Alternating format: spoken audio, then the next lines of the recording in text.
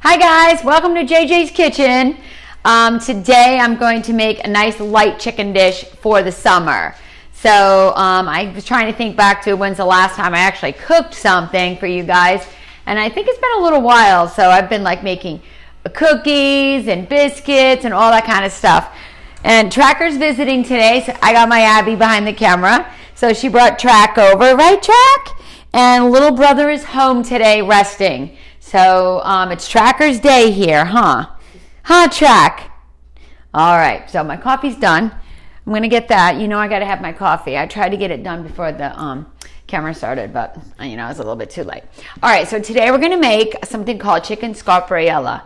I know, Abby, I told you a sheet pan chicken, but as I started thinking about it, I started thinking about how good chicken scarpariella is. So it actually means like shoemaker. Scarpariella is a shoe in Italian. So it means like the shoemaker's meal. So it's pretty much everything out of your closet, that you just put together. So I'm going to put in here a little bit of olive oil. So I just do like, a couple turns around, just a couple tablespoons. And for me, I like to add a little bit of butter because I like the richness that it adds to it. So I'm just going to add like 2 tablespoons to it. And it's going to give like the chicken a nice golden crust on the skin of it. So I was trying to show you guys, I got this little gadget. It actually holds your butter. Like when I was young, my mom always had like butter out on the counter. And I always grew up thinking that it was okay to keep your butter out and leave it soft. So I started looking around at it and I got this little this butter thing, and you actually put your butter in it and it's soft. But inside is water. You fill it up with water and you just leave the butter in there, and then you can take it out whenever you need it. Of course, you have to change it every couple of days, but that's the key. So I actually leave my butter out now, and I have it nice and soft. I mean, you guys are always raised with soft butter. Well, I have mine on my counter. Yeah, it's fine. Okay. You learned that from me. I mean, it's not that fancy. You know me, I gotta have every gadget known to mankind. That's true. Okay, so I'm just gonna salt and pepper. I'm gonna use chicken thighs. You can do 4, or you can do 6. I'm just gonna salt and pepper them here. I happen to like chicken thighs because they're juicier, and they really have like a lot of flavor. But if you wanted to use a breast, by all means, use chicken breast. So I'm gonna put these at first, and I'm gonna put them skin side down, because I'm actually gonna use my hands, but then I'll wash them. But I kind of skeeve chicken a little bit. I'm not like a real. I don't like raw chicken, but we'll wash hands. Oh, I know. I'm so anal about it. Yeah. Okay. We're putting them skin down, so they're going to get nice and brown. We're not going to turn them for a little bit. Turn this down. And we're just going to leave them, and they're going to tell us when they're ready because they're just going to lift off the pan.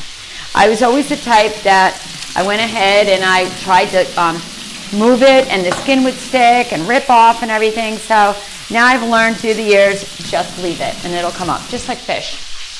Okay, so while that's going, the chicken scarpariella is a good dish because it's got a lot of flavor to it, and even though it's chicken. And so, let me turn that down. What it has is peppers and onions. So I used 2 kinds of onion because I like the purple. I went ahead and I just chopped them up already. This is just like coarse chopping here because it's supposed to be like a very old school kind of dish. You don't have to really have it all chopped up fine. And it has potatoes in it also. So it's almost like a full meal in one pan. We're going to put a little white wine in it and some olives. And here I have some rosemary from my garden. I love it. And I got some fresh oregano. And this is thyme. Thyme has become one of my very, very, very favorite herbs lately. I've been putting it in everything. All right, so these are still, these are doing well. They're getting brown in the pan. I'm going to turn it around so this side gets it. Okay, so while that is working, I'm going to go ahead and I'm just going to cut my potatoes in half because these will actually take the longest to cook. So we're just going to slice them. These are little tiny yellow potatoes. You can find them anywhere in the grocery store in the produce section. If you didn't have the yellow, you could certainly use the red. And then you don't have to do too many because we have a lot of things in this dish. So we don't want it to be all about the potato. All right. And then, let's see. So we got our potatoes all done. And I'm just going to try to turn these chicken breasts over now because this side is nice and brown. Perfect.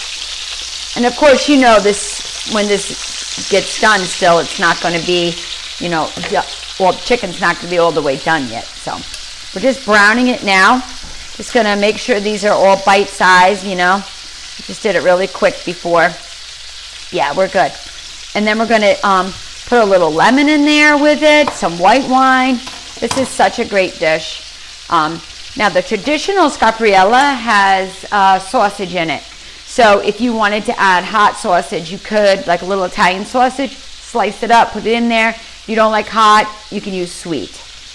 And so now that these are going, we're going to, I know a lot of people don't like to cook right now because it's so hot. In South Carolina, we're in like a heat wave. It's like heat index of 104, 5, 15. It's up there.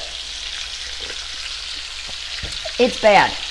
In this pot, I actually had going, I actually was cooking a lot today. If you want to show them this.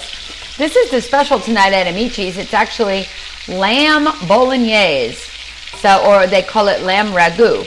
So we put it over fresh tagliatelle pasta. And there you go. So that's all done. I cooked that today. All right. So now that these are browned all the way around, I'm just going to take them back out and put them back on this plate for a little bit.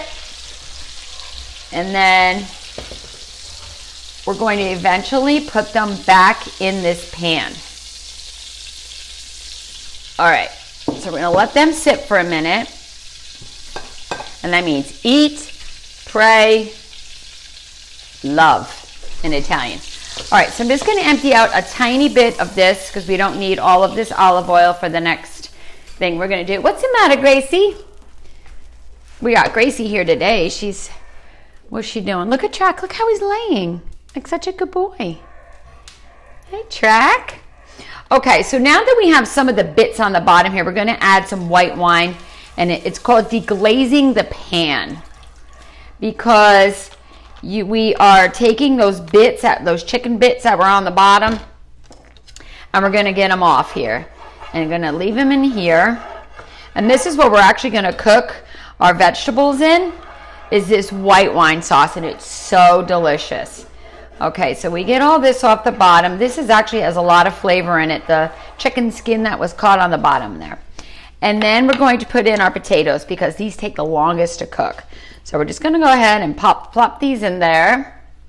And this is like an easy dish itself. It's like a one-pan meal, so you don't have to dirty a lot of things. And then they're going to start going. So let me put my flame up there. And then we're going to put in, so we're going to let those go. And of course, we're going to put a little salt on them, a little salt and pepper. We're going to season as we go. What's the matter, guys? Gracie is huffing and puffing today. She does not like this weather. She escaped twice this week, so she was a real bad girl. And now, okay, so the potatoes are going. And they're just going to get a little bit softened up in here. I am not putting the sausage in today, as you can tell. I just want to keep it kind of light. I'm just going to do the chicken with the potatoes and the vegetables. Grace, lay down, baby. And this is always a nice combination, chicken and or potatoes with peppers like that. They just, like, potatoes don't have that much of a flavor. So when you put the peppers in there, they add to it. Now, you could use green if you had green. I prefer red. I think they're a little bit sweeter. I just like them that way. And then we're going to go ahead and put some onion in it. So all these flavors are going to kind of marry together. And let's get out a scraper so we can get the rest of this. Now, I am adding the purple onion. I had already chopped this up because I like the color of it. It's the only simple reason. I like the color. I think it adds prettiness to it. There you go. That's the only reason why. If you don't have it, it's no big deal. We have to make do with what we have. So you see how the wine is kind of cooking these down? They're going to infuse in there, and they're going to have that nice wine flavor. And the next thing I'm going to do, look how pretty that is already. I'm going to take some rosemary off of here. And rosemary is one of those herbs that if you do not chop it and like well, it's kind of like a pine needle a little bit. You'll have it all in your teeth and everything. We're going to take a little oregano off of here. And I'm so proud of these herbs this year. They, my garden, as you guys know, grew really, really beautiful. So we have some rosemary and we have some oregano and thyme. Thyme has like a lemony, almost like a woodsy smell to it. And it pairs really well with chicken. So we're just going to kind of give these a rough chop here. And I was talking with Abby today, and I was thinking that I'm probably going to take a little break for the summer. We have so much going on at the restaurant right now. It's a very busy season for us. And ever since, we opened back up from COVID and everything, we've just gotten a whole new bunch of customers coming in. It's been wonderful. But we have been a little short-staffed. So we've been training a bunch of people also. And I've been in the kitchen doing dishes, so we kind of have a lot on our plate at the moment. So I'm probably going to take off for the month of August doing the videos, and then we'll come back in the fall with a whole new series of stuff for you guys, some new recipes, some good stuff that we'll be working on. So this is probably the last one I'm going to do today or this month. I love having my gadgets right here by me. Yeah. Well, it worked out perfect. So now I'm not going to be in August. I'm just going to add some lemon juice to this now. All these flavors are so wonderful together. Trax, are you trying to find some droppings? Because I'm really good at not dropping anything. I'm super good at it. So I put the juice of, these are juicy. 1 lemon in there, and it kind of brightens it up and it gives it like that summer flavor. It's just wonderful. And so the last thing I'm going to put in there is olives. So these are, I love olives, any type. This is just like a medley of Italian olives. There's black, there's Kalamata, there's Castrolavano. There's a whole bunch of different ones in here, and I'm just going to put them right in. So they add like a little bit of a salty taste to it, and the whole combination is just so beautiful. When we serve this at the restaurant, everybody loves it. They go crazy over it. Besides, it's such a pretty dish. You can serve it just like this. You could serve it with a side of pasta. You could serve it with a side of polenta, a side of rice, anything you want. What you doing, Bubs? Okay. The other thing I wanted to show you is that if you wanted a little heat in it, sometimes what we do is we serve it with sliced hot cherry peppers. So I didn't open these yet, but you could take them out. You can get it right in the grocery store. These are really good. My grandfather used to put these on bread with cheese and eat it at night as a snack. It was crazy. And I think I was like 4 and 5 years old and I was doing the same thing. So these bring back a lot of memories for me. But if you wanted to add, you know what? I'm probably going to give this to Josh for dinner. So he loves spice. So we'll add a little bit in these hot cherry peppers and a tiny splash of the juice because it will overtake. So now, I'm smelling everything. Look how beautiful, Abs. It's a beautiful dish, guys. It's almost like Mediterranean kind of. It's nice for the summer. I love it. I love the smell of it. And so now that it's cooking like this, we're going to just add a little bit of olive oil in here because we're getting ready to add our chicken back in. And we're just going to take it and we're going to nestle it in here like that.